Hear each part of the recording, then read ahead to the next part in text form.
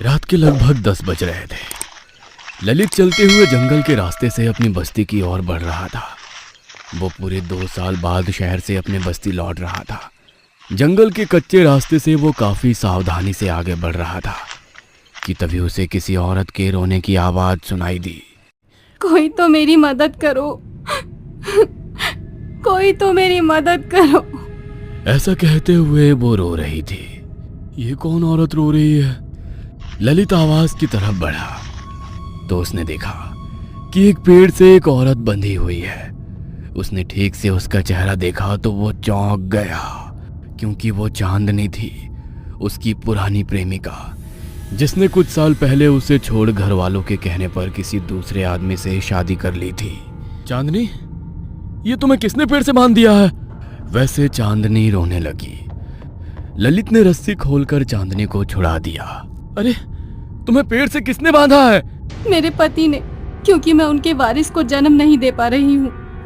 7 बार बच्चे को जन्म दिया है, लेकिन सभी की सभी लड़कियां पैदा हो रही हैं। अरे, तो इसमें तुम्हारी क्या गलती है? ये तो तुम्हारे पति की गलती है, इसके लिए वो जिम्मेदार है। तभी चांदनी ने ललित को बाहों में भर लिया। काश मैंने तुमसे शादी की होती। तभी ललित को पीछे से दूर से किसी की आवाज सुनाई दी। कौन है वहां? वैसे चांदनी ने उसे छोड़ दिया। ललित ने मुड़कर देखा। वो आदमी चलते हुए ललित के पास आया। वो ललित का चाचा सखाराम था। चाचा, आप? हाँ, माफ करना, मुझे तुम्हें लेने के लिए आने में देर हो गई। कोई बात नहीं चाचा जी। यह अभी तुम्हारे साथ कौन था और अचानक कहाँ गायब हो गया? ये सुन ललित ने मुड़कर देखा तो वहां चांदनी नहीं थी। पता नहीं चांदनी कहाँ गई। क्या? चांदनी तुम्हारी पुरानी प्रेमिका? हाँ, वही थी। उसके पति ने उसे पेड़ से बांधा था क्योंकि वो लड़का पैदा नहीं कर सकी। ये सुन उसके चाचा घबरा गए। हमें जल्दी से यहाँ से बस्ती जाना होगा। लेकिन क्यों? मुझे चांदनी को ढूंढना होगा, उसके सिवाय मैं बस्ती नहीं लौटूंगा।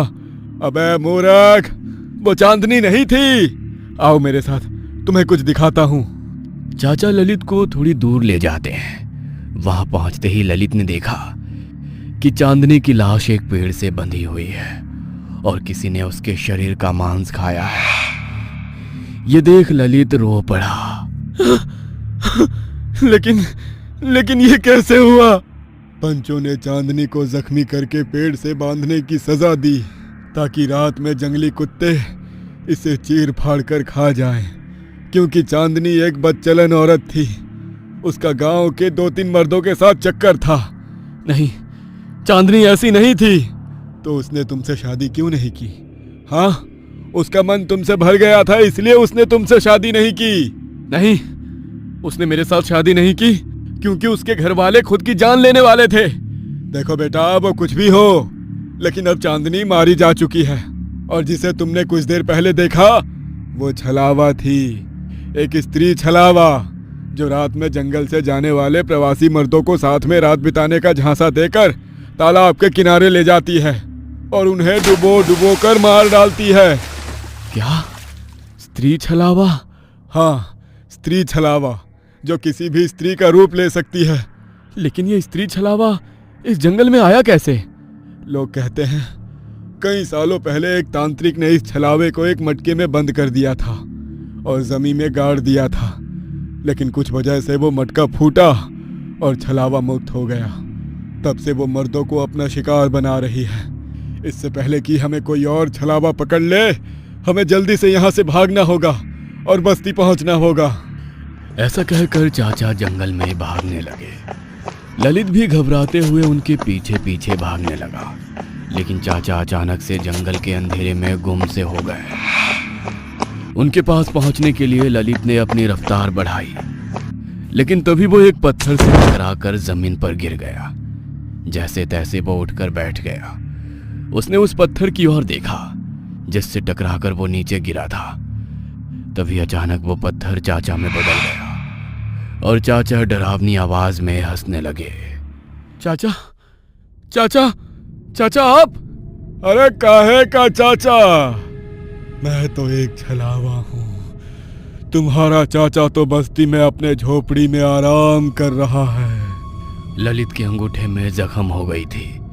उससे लगातार खून बह रहा था, इसीलिए वो उठने के काबिल नहीं रहा था।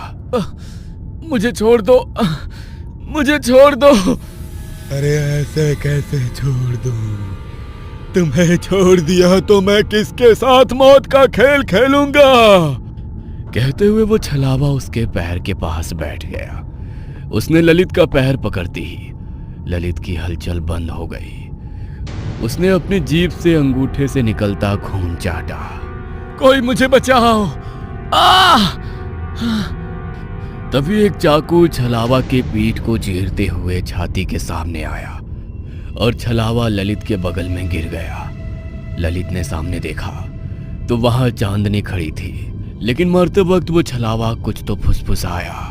ये एक छलावा था ललित। तुम्हारे चाचा इस दुनिया में नहीं रहे। सुबह ही सांप काटने से उनकी मौत हो गई थी और इसीलिए मुझे लगा कि तुम उनके अंतिम विधि के लिए बस्ती लौटे हो। उस छलावे को देख मैं घबरा गई थी, लेकिन वो आते ही मैं वहां से भागी और एक पेड़ के पीछे छिप गई। ये सुन ललित ने लंबी सांस ली। वो छलावा मरकर धुआं हो गया। ललित अपनी जगह से उठ गया। तुम जिंदा हो चांदनी? मुझे इस छलावे ने बताया कि तुम मारी जा चुकी हो। अरे वो छलावा है। वो इंसान को कुछ भी मनगढ़ंत नजारे दिखा सकता है। ये तो उसकी असली ताकत होती है। रात काफी हो गई है, हमें बस्ती लौट जाना चाहिए। अगर मैं बस्ती लौटी तो मेरा पति मुझे मार डालेगा। मैं बस्ती नहीं लौट सकती। तो हम क्या करें? यहाँ जंगल में हम सुरक्षित नहीं हैं। हमें और कोई भी छलावा पकड़ सकता है। मुझे पता है, लेकिन हम छलावों से बच सकते हैं। यहाँ से कुछ देर पर तालाब है और छलावे पानी से डरते हैं। वो पानी के करीब भी नहीं आते हैं। सुबह होते ही तुम बस्ती लौट जाना, हम वहीं रात गुजारेंगे। मैं कई साल तक तुम्हारे लिए तड़पी हूँ ललित। मुझे तुम्हारे सीने पर सर रखकर सोना है। मैं भी तुम्हारे लिए तड़प रहा हूँ चांदनी।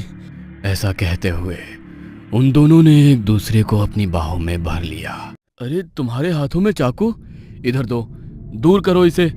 ऐसा कहकर ललित ने चांदनी के हाथों से चाकू पकड़ा और चिल्लाते हुए चांदनी के सीने में उतार दिया। चांदनी चीखी।